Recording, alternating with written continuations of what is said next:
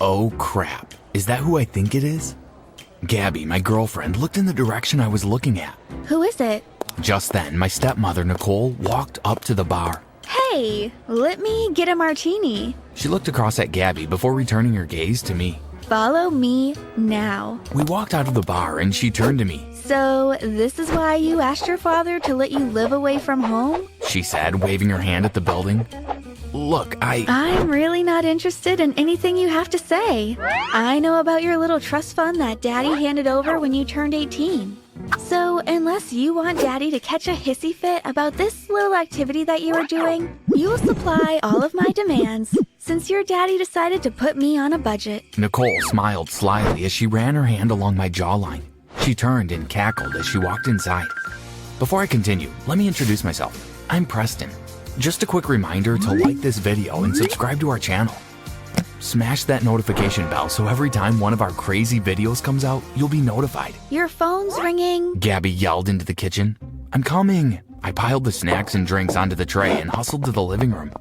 I placed the tray on the center table and grabbed my phone. I rolled my eyes and answered. What do you want, Nicole? I hope it's not an attitude that I'm detecting from you. Anyway, did you deposit the $5,000 into my account like I told you to? Yes, Nicole.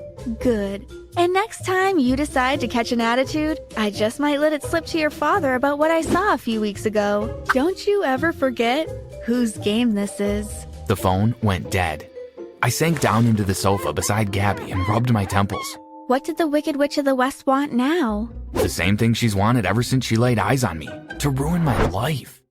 I never knew my mother growing up. Dad said that she woke up one day and decided she didn't want to be a wife and a mother anymore, so she left. When I was around age 12, Dad married Nicole. I'm not sure if he married her for love or to keep an extra set of eyes on me, and I knew Nicole only married Dad for his money. Sometimes I wish I could hold her up to the light and show Dad how fake she was. You know, just how you can identify fake money. Anyway, I couldn't wait to get out of the house from Dad and Nicole. I wasn't allowed to do anything I wanted at home, and Dad always told me that one day I would take over his company. Dad said that he would pay my tuition for college only if I went to the same college that he did. I convinced him, however, to let me live away from home. He said if he heard me getting into any mischief outside, that I would have to return home to live. Which brings us back to my present dilemma. What is she trying to blackmail you for now? Gabby looked at me amused. She said she's going to tell Dad about me working at the bar. If she does tell him, then I have no choice but to go back home and live there. Dad is looking for any opportunity to get me back under his roof, and Nicole knows this. She knows about the trust fund, and now she's extorting money from me. The only way to stop someone from blackmailing you is to find something that you can blackmail them for. It's quite simple if you ask me. Gabby smiled, a twinkle in her eyes. It's time to put on your big boy pants and deal with Nicole on a different level. I knew there was a reason I liked you. I laughed. I like the way you think. Gabby and I decided that we would take turns following Nicole. We thought that this would be better since Dad was a well-known businessman. We didn't want to risk hiring outside help and then get blackmailed for what he found on Nicole. After following Nicole for about 3 weeks, we couldn't find anything out of the ordinary to blackmail Nicole with. We did find out, however, that she was seeing a counselor a few days a week, which we found odd, but we couldn't get past the lobby if we didn't have an appointment. I decided that I would become a client of her counselor to see if I could get something that we could hold against Nicole. As I waited for an elevator to head to my first meeting with the counselor, the elevator doors opened and I turned around quickly as I noticed Nicole in the elevator. I looked over my shoulder to make sure she left the building before waiting for another elevator to head to my meeting. Phew, that was close. I sat outside his door until the secretary told me it was okay to enter. I opened the door and saw an older gentleman sitting next to a sofa.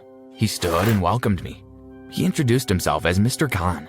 The only thing on his desk was a photo of a young girl around age 5. I surveyed the room with my eyes to see if anything stood out about the counselor, but nothing did. Preston, Mr. Khan's voice jolted me back to reality. are you ready to begin? I nodded my head and we began our session. Nothing out of the ordinary happened for the first few weeks. I almost forgot that I was there to get information that I could blackmail Nicole with, until one session changed all of that. I'm sorry, Mr. Khan. His secretary burst into the room. I told her that you were in a session, but she insisted on seeing you now. I've been calling you for the past 30 minutes. Nicole pushed the secretary aside. She was so focused on Mr. Khan that I was invisible to her. We have to go and check on Patrice now. You remember her, your daughter? The doctor said something came up. Let's go. Nicole stormed out of the office. Mr. Khan cleared his throat. Sorry about the interruption. How about we pick this up another day? I nodded and opened the door cautiously. I peeked outside to make sure that Nicole was nowhere around. As I made my way out of the building, I called Gabby and told her that I finally found something on Nicole.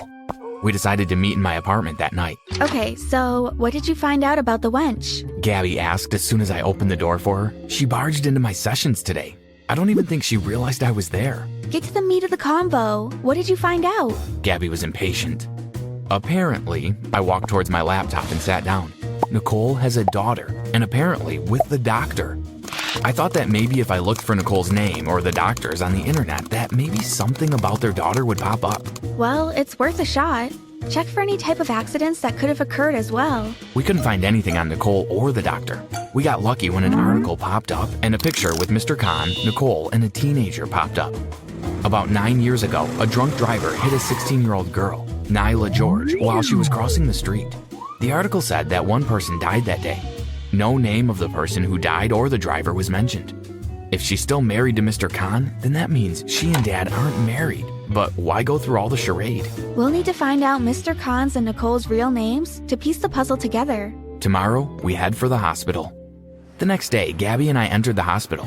Gabby said that she was looking for her cousin, Nyla George. The receptionist gave her the name of the room number, and we went in search of the room. We decided that Gabby would sneak into the room while I stood guard, since patients' files were kept in their rooms. I sat with a magazine right outside Nyla's room as Gabby went in. After a few seconds, Gabby came out. Just as she was about to close the door, the doctor came around the corner. Hey, what are you two doing? Let's go. I grabbed Gabby's hand and ran out of the hospital before the security guard caught up with us. We jumped into the car and sped out of the hospital parking lot. When we were a good way off, I turned to Gabby. So, are you gonna keep me in suspense? What did you find out? Nicole's real name is Afia George, and Mr. Khan's real name is David George. But why the aliases? I looked at Gabby, who was now looking through her phone. I just found another article where Nicole spoke out about the cover-up of the identity of the drunk driver who also killed his wife. The car screeched to a halt. The sounds of angry drivers and car horns zoomed past. Before she even said the name, I knew who it was. A feeling of dread washed over me. The name of the drunk driver was Alvin Bird. Alvin Bird. That was my dad's name. I turned the car around and headed for Dad's office. For the past 9 years, he made me believe that my mother walked out on me. For 9 years, he made me believe that she was the bad one, only to find out that he had killed her because of his drunk driving. My fingers clenched the steering wheel as I zigzagged through the traffic. I pulled up to my dad's office and ran into the building. I climbed the stairs 2 at a time until I reached his office floor. I pushed open every conference and office door calling for him until someone told me that he already left for the day. I ran downstairs and headed back to the car. When I got to the car, Gabby was standing outside with her arms folded. I'm not getting back in there with you if that's how you are going to drive. Well, suit yourself. I hopped into the driver's seat and sped off, leaving Gabby in the parking lot. I tried calling Dad as I raced to the house, but it went straight to voicemail. I pulled up into the driveway, hopped out of the car, and ran into the house. Dad, where are you? Mr. and Mrs. Bird left a few minutes ago. The housekeeper said.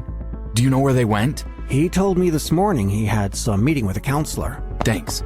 I went back to the car frustrated and slammed my hands on the wheel. Damn it! I ran my hands through my hair. I pulled out my phone and called the police. I told them that there was a kidnapping, and I told them where Dad was being kept. As I hung up, I hoped that I was right about the location and that Dad was okay.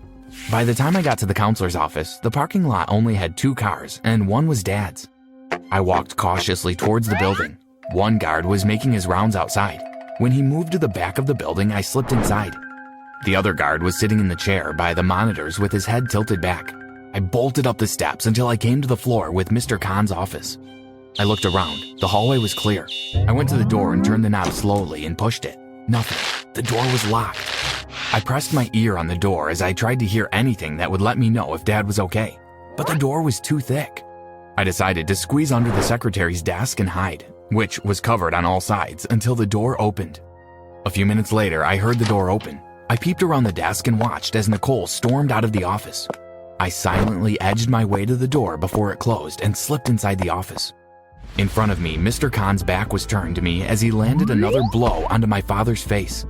I walked up to Mr. Khan, spun him around, and landed a blow to his right cheek. Mr. Khan and I scuffled around the office, knocking over things and finding anything we could get our hands on to get the upper hand over the other. I was finally able to knock out Mr. Khan and sat on the floor next to him, exhausted. Suddenly, I heard a noise behind me and spun around. I watched in shock as Nicole collapsed over me. Gabby looked down at the both of us with a smug smile as she casually held a baseball bat on her shoulder. You always go into battle prepared. She winked at me. I smiled. I pushed Nicole off me and Gabby and I untied Dad and placed him to lie on the floor. He was barely conscious. We used the ropes to tie up Mr. Khan and Nicole. While we were doing that, the police came. We told them everything we knew as they hauled Nicole and Mr. Khan away. Dad was taken to the hospital. Are you okay? Gabby glanced at me concerned. Yeah, I'm fine. Meet over at my place? There's something I need to do first. She nodded. That night, I finished moving all of my things from Dad's. I also cleared out his safe and the money from the trust fund into another account. When I got to the apartment, I told Gabby that I wasn't sure if I could forgive Dad for lying to me about Mom. It was time that I lived life by my rules. I dropped out of college and went to a community college that I could afford. Gabby and I moved in together, and I continued working part-time as a bartender. One night before going to bed, my phone rang. Who's calling this late? Gabby looked at me. It was Dad. Nobody. I switched off the phone, turned off the light, and went to bed. Meanwhile, at the hospital. Nyla's eyes fluttered open. Doctor, she's finally awake! The nurse yelled into the hall.